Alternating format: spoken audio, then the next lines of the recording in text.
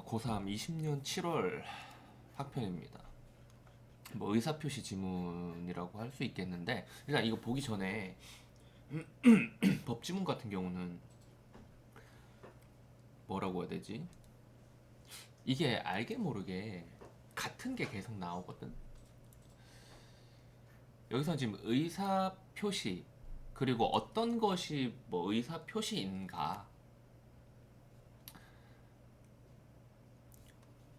그리고 그 과정에서 뭐 문제가 일어났을 때에 어떻게 봐야 되는가, 뭐 이런 이야기를 하고 있는 것 같죠. 뭐 그리고 의사와 표시를 구분짓고 이렇게 이야기를 하고 있는데, 근데 이 의사 표시가 뭐냐를 이 지문에서 알려주는 건데, 근데 사실 나왔었어요, 우리 교재에서. 사회로 가서, 이게 지금 241이지, 여기 보면은 사회에 요 뭐냐, 매매 지문이 있어요. 매매 지문. 여기서 첫 문단만 슬쩍 보면은, 여기서 뭘 했냐면 그 이야기를 했거든. 보면 매매 계약의 경우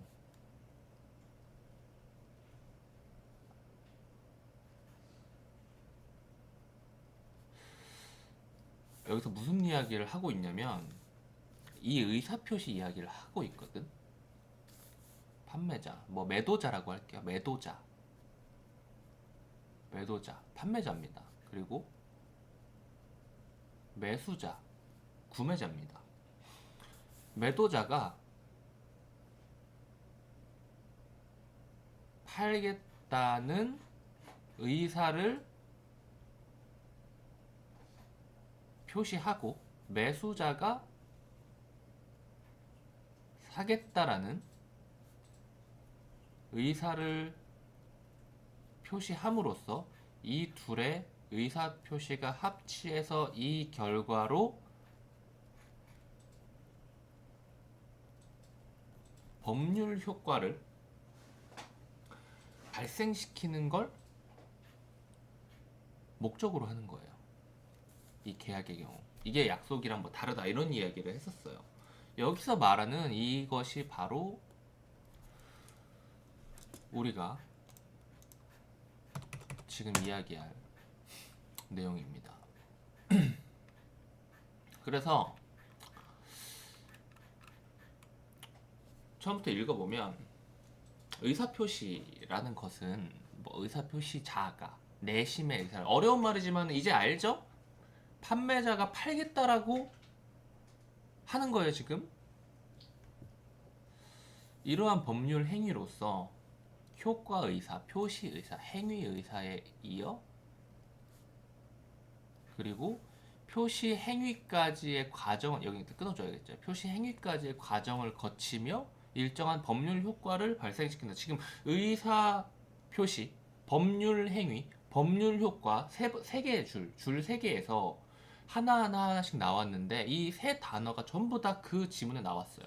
그리고 그 지문에, 방금 전에 봤던 그 지문에 핵심적인 단어 몇 개를 꼽으면은 그 중에 세 개가 똑같습니다. 의사표시, 법률행위, 법률효과예요. 그래서 그걸 염두에 두고 나온 지문일 수도 있어요. 자, 아무튼 A가 전원주택을 짓고 싶어서 비소유의 토지를 사고자 하는 상황, 이것도 매매네요. 그쵸? 지금 매매 계약하는 거죠. 의사표시 과정을 살펴보자. 전원주택을 짓고 싶다는 A의 생각은 동기에 해당한대요. 이러한 동기로 인해 A가 비소유의 토지를 사야겠다고 마음먹은 것은 효과의사이다. 자, 동기. 어디다 써야 되냐?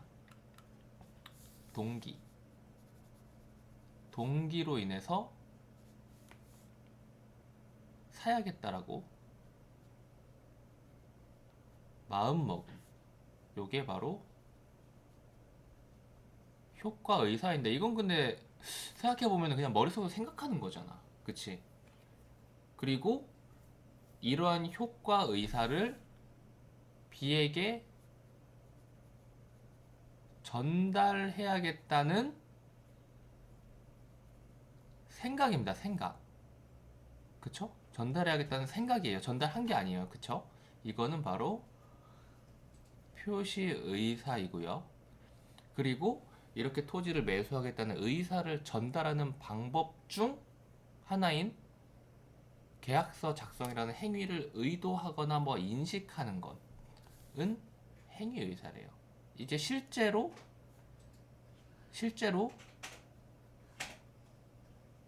전달하는 것을 의도하거나 인식했다는 거죠. 이게 바로 행위 의사인데, 근데 여기까지도 아직 계약서는 안 썼잖아. 그쵸? 뭔가 액션을 직접적으로 한다는 느낌은 없지 않나요? 근데 여기서 이제 뭐 의도를 했다고 해서 계약서가 작성된 건 일단 아닐 테니까. 그래서 여기에서 이제 작성하는 것을 바로 표시행위라 그러는데,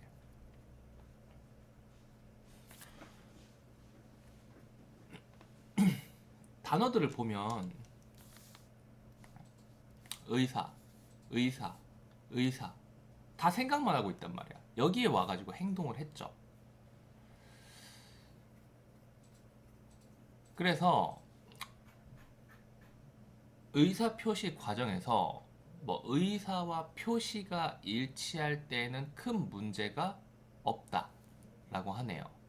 하지만 이거 지금 의사와 표시를 지금 구분을 우리가 정확히 짓진 못했죠. 앞문단에 설명을 안 해줬으니까 여기서 나오겠죠. 하지만 의사나 표시가 일치하지 않을 때에는 의사 표시의 본질을 무엇으로 보느냐에 따라서 뭐 의사로 볼 것이냐 표시로 볼 것이냐겠죠. 그래서 동일한 법률 행위도 다르게 해석될 수 있대요. 그래서 의사 표시에 계속 읽어보는 거예요. 본질을 바라보는 관점은 크게 의사주의, 뭐 표시주의, 효력주의로 나뉘는데,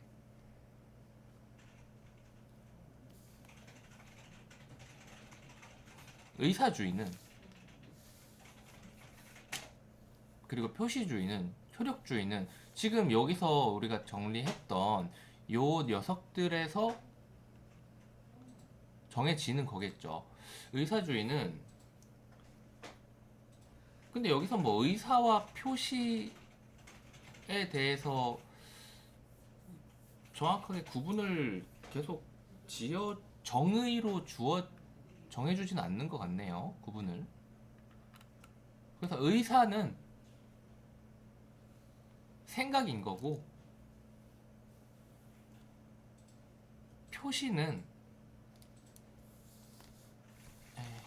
여기 보시면 되겠네요. 내심의 의사 그리고 외부의 표시, 이렇게 구분을 지어주면 되겠네요. 정리를 해줬네요. 그쵸? 생각하는 게 의사고 바깥으로 액션을 하는 게 표시라고 생각을 하시면 되겠습니다. 반면에 이 두 번째, 전달해야겠다는 생각은 표시하겠다라는 것을 생각했으니까 표시 의사인 거. 이건 표시는 아닌 거죠. 그쵸? 자, 그래서 의사주의는 다시 넘어가서 의사 표시의 본질을 의사 표시자 내심의 효과 의사, 내심의 효과 의사, 효과 의사, 즉 의사 표시자의 진의로 파악을 한대요. 효과 의사가 뭐였어? 효과 의사가 사야겠다고 마음 먹은 거, 마음 먹은 거죠. 마음 먹은 거. 이러한 진의, 진짜 의미, 진짜 뜻. 그런데 의사주의의 관점을 취할 경우 의사 표시자의 의사는 보호가 되지만, 근데 이거랑 표시랑 다르대요.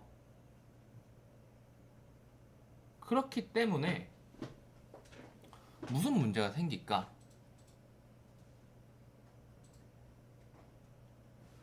만약에 100만 원에 사겠다고 했는데 이런 예시가 맞나? 맞나 모르겠네. 좀 극단적으로 들어볼까요? 그러니까 이런 일은 없을 텐데 지금 땅을 사고 싶어 하잖아. 그래서 마음속에 진의는 땅을 사고 싶은 마음이란 말이야. 그런데 표시를 땅 안 산다라고 해봐요. 아니면은 이상한 독소 조항을 만들어서 낸다고 해봐요. 근데 이거는 뭐 적절한 예시가 아닙니다. 아니지만은 딱 극단적으로 마음속에는 사고 싶은데 겉으로는 사기 싫다고 해봐요.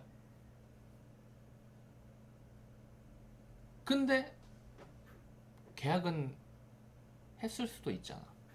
근데 사기 싫다고만 해버리는 거지. 그러면은 상대방이 이 사람을 믿고 계약을 했는데, 응? 믿고 계약을 했는데 말을 바꾸는 걸로 하는 게 좀 더 적절할까? 계약을 했다가 말을 바꾸는 거?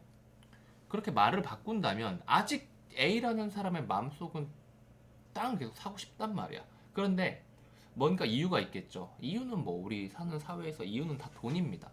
돈을 후려치려고 안 사요라고 표시하는 걸 수도 있고, 아니면은 만 깎아주면 안 사요라고 표시하는 걸 수도 있겠죠. 근데 이런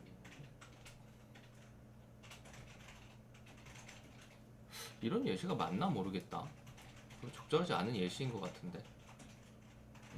그냥 읽을까요? 뭐 아무튼 간에 방금 전에 그냥 없던 걸로 하고, 그냥 마음속으로 생각한 거랑 표시하는 거랑 다를 경우에 상대방은 표시하는 거를 믿고 계약을 하는 건데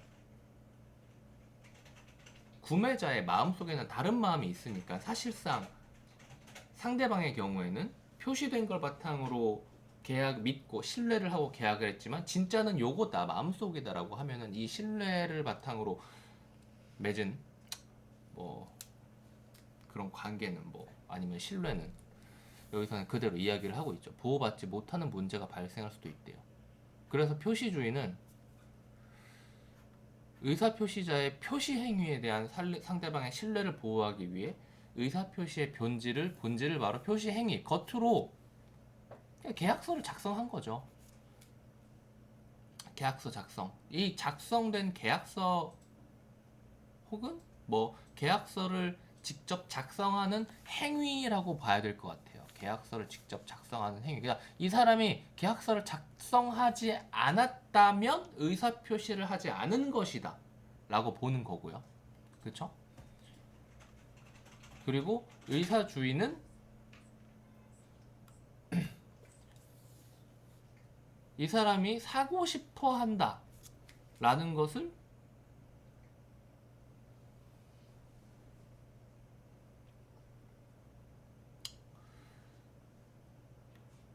의사표시의 본질로 파악하고요. 뭐 결국 그러니까 어떤 행위에 있어서 이 행위의 근본을 뭘로 봐야겠느냐 이걸 구분 짓는 건데 좀 어렵긴 하네요.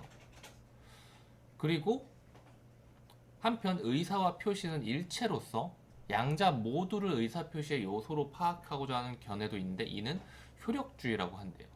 이건 의사랑 표시를 이분법적으로 나누는 기존의 인식을 거부하는 거. 앞에 애들이랑 조금 다르죠. 효력주의에 따르면 표시 행위는 의사의 단순한 외부적인 표지, 외부적으로 그냥 보일 수 있게 만드는 게 아니고 표시 행위라는 것 자체가 그냥 단순한 행위가 아니라 의사를 완성하는 뭐 활용점정이다라고 이야기를 하고 있네요. 그래서 여기까지 이제 이해를 다 했으면은 이 뒷부분에 이제 응용 내용을 볼 수가 있겠죠. 지금 설명하면서도 지금 여기서 계속 지금 신뢰는 보호받지 못해 여기서 예시 썼던 것 때문에 지금 계속 머릿속으로 생각을 하고 있는데 안 떠오르고 있어. 넘어갑시다. 이해했죠?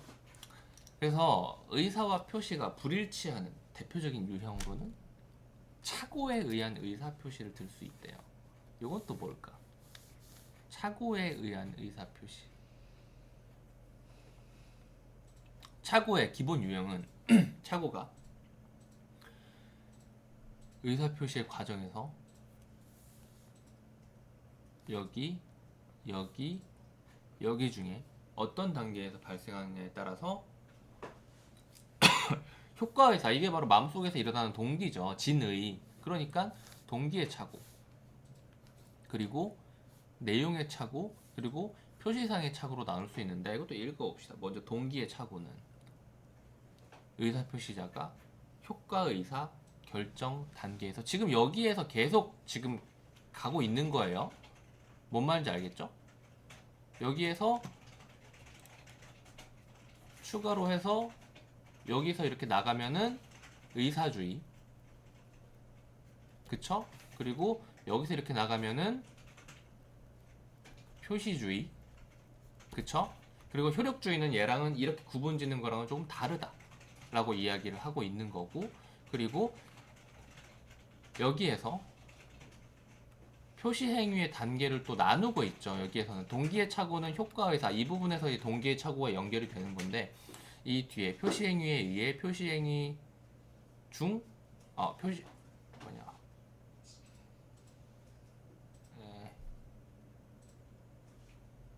그렇죠. 이 표시 행위를 표시 행위의 이해 단계로 나누고 있고, 아니 그리고 표시 행위의 구체적인 단계 두 가지로 나누고 있죠. 여기에서는. 그래서 그 두 가지로 나누는 게 내용의 착오 그리고 표시상의 착오입니다. 먼저 동기의 착오는 의사표시자가 뭐 효과의사 뭐였죠? 마음속에 있는 진의라 그랬어요. 이 결정 단계에서 의미 있는 상황을 실제와 다르게 잘못 인식하는 경우인데, 뭔 말인지 모르겠어요. 읽어야 됩니다. 그쵸? 금반지를 사려고 했는데 도금반지를 금반지인 줄 알고 잘못 인식하고 구입한 경우가 사기당했네. 그쵸? 내용의 착오는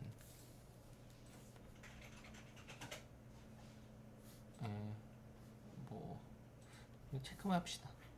내용의 착오는 의사표시자가 표시하고자 의도한 대로 표시 행위를 했어요. 하지만 표시 행위 이해 단계에서 의미를 잘못 파악하여 생긴 경우이다. 무슨 말이지? 금반지의 가격은 100달러로 표시되어 있는데 100달러의 의미를 잘못 파악해서 100유로화라고 생각을 한 거죠. 그래서 100유로로 산 겁니다.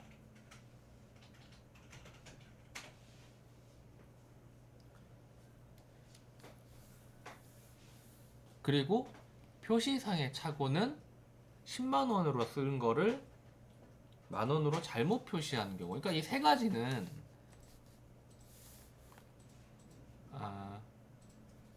동기의 착오와 내용의 착오와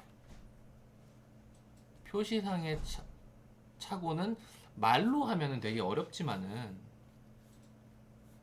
정리하면은 편한 게, 표시상의 착오 뭐였어요? 표시상의 착오는 잘못 쓴 겁니다. 잘못 쓴 것. 이 쓴다는 것을 뭐 표시라고 이야기를 하고 있는 거죠. 잘못 쓴 거. 그리고 내용의 착오는 뭐였어요? 내용의 착오는 뜻을 착각한 겁니다. 100달러를 100유로로 착각한 거죠. 뜻을 착각한 거예요. 써져 있는 것에, 써져 있는 내용의 뜻을 착각한 거죠. 그리고 동기의 착오는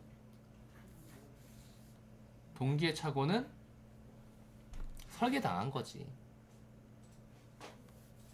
그 물건을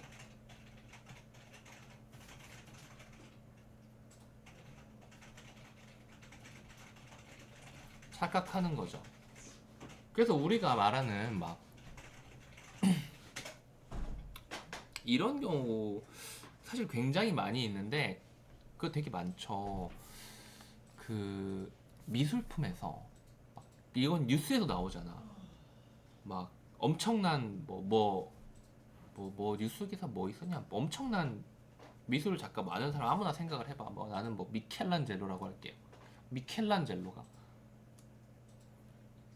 아니면 뭐 고흐가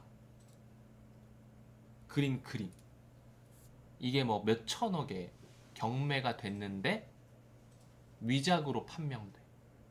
요런 거 있죠. 요런 게 바로 물건을 착각해가지고 나오는 동기상의 착오입니다.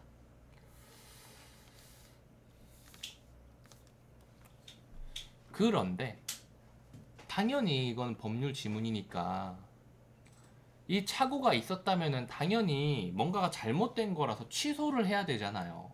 그쵸? 취소를 해야 되는데, 취소를 하려면은 그냥 끝 물어주세요 이렇게 한다고 끝나는 게 아니라 법률 행위였기 때문에 요건을 갖춰야 된대요. 그리고 요거는 이따가 요 문제 풀 때, 이야기를 할게요. 요 지문 강의는 여기까지만 하면 되겠습니다. 왜냐면은 여기 어차피 읽어봤자 이 문제 풀면서 읽어야 돼요. 여기까지 다 끊을게요. 그래서 여기 지문 해설은 여기까지 하는 걸로 하겠습니다.